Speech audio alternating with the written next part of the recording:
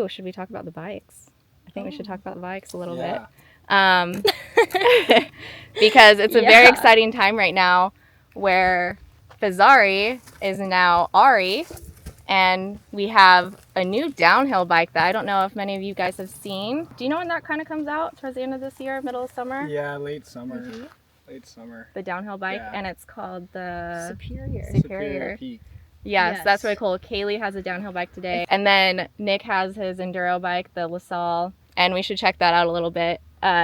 It's a really cool bike. It's their team colors. It's beautiful. It's spectacular. Yeah. The thing looks like it's ready to just go flying. I'll let Nik talk a little bit about it. So this is the new ARI La Sal. It's the same La Sal as the last few years, but the colors are awesome this year. So they're going to be matching it with, obviously this one's matched with the red fork, which will be the same bike you'll be able to get. It'll be the team edition La Sal. So you can buy that at Fazari. Yeah, you can. Or ARI. Yeah, at ARI. Pretty much the same bike besides a couple little bits and pieces. But 95% of it will be on the team edition bike, which is sweet because they match the brakes with the suspension, the same red on the frame. So it looks rad. It has the new Maven brakes, obviously the electric transmission and stuff. It's an awesome bike, and that's what we race primarily for all our enduro stuff. It's a good bike. It's 170 front and rear, but it pedals like a dream. So you don't really get the negative pedal characteristics that a lot of long travel bikes have. They've done a good job with the steeper seat angle and the anti-squat, so you can still maintain speed while still having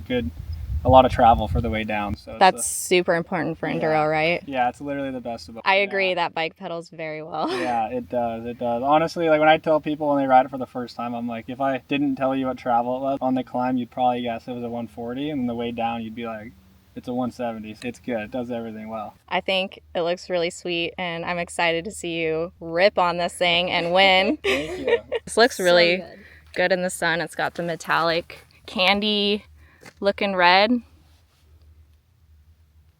So good. So good. Beauty.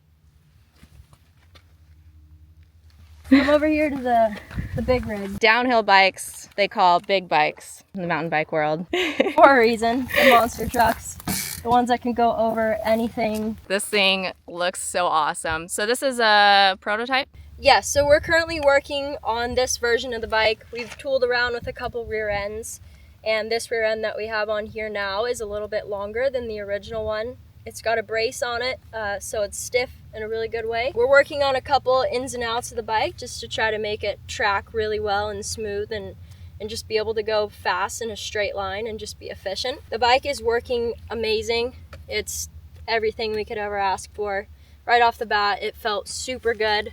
This bike in general, it's just like really progressive and it's really efficient even when you're pedaling, which is hard to feel on a downhill bike because it's so slacked out. The extra length, it definitely is just, it turned into a race bike. Before we had a shorter rear end and it was just real playful and really good for flow trails, but with our R&D on the second version of the Proto, it just has come to life. To be honest, I've never felt better on a downhill bike. This thing has just been making dreams come true and pushing myself for sure. All the stuff on here we're really stoked on. All the parts, they match each other, of course. This is the raw frame. We're gonna have a really cool kind of painted metallic frame that goes with the red, couple red accents.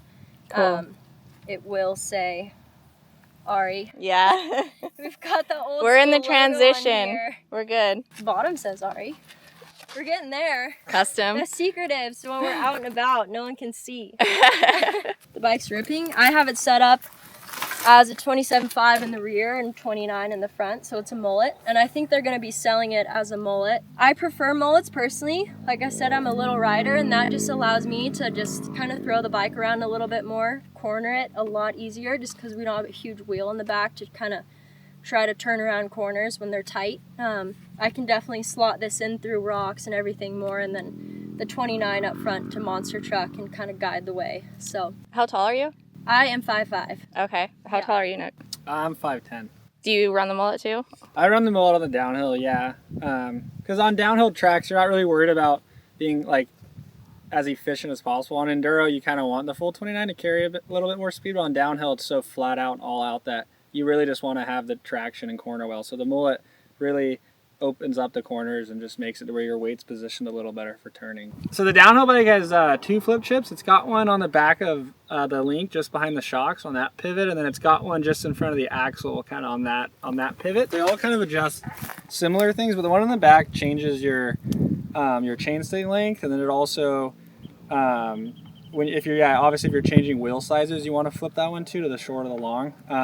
And the one on the front changes a little bit more of like the angles, so BB height, seat angle, head angle, stuff like that. But they all kind of work together to where you can have a bunch of different little versions of the bikes depending on wheel size, shocks, stuff like that, how tall you are. So you're able to have like a few different bikes in one, which is pretty unique, especially if you're going to buy a bike that you might want to ride the bike park in the summer, but in the winter have it set up to ride at home and do some shuttles and stuff. It kind of does a little bit of everything. So that's really cool. That's awesome. I think it's pretty cool that you got to be involved with testing, basically developing a whole new bike, right? Oh yeah, it's been the coolest experience. We're so fortunate to be able to be part of the journey of this bike, and we're just thankful that the bike is ripping and everything that we've put forward is working out really well. Yeah, I'm really excited to see how you do this year.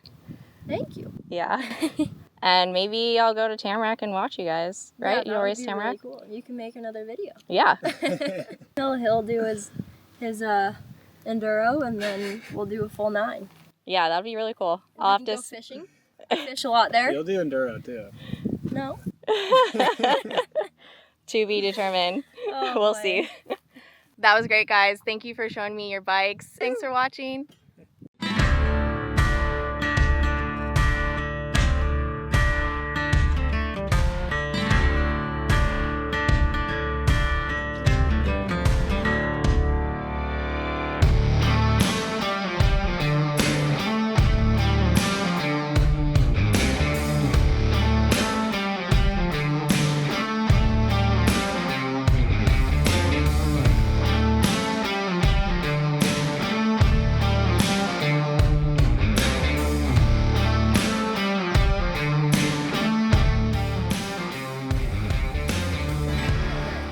Flames, minus the scratch on it.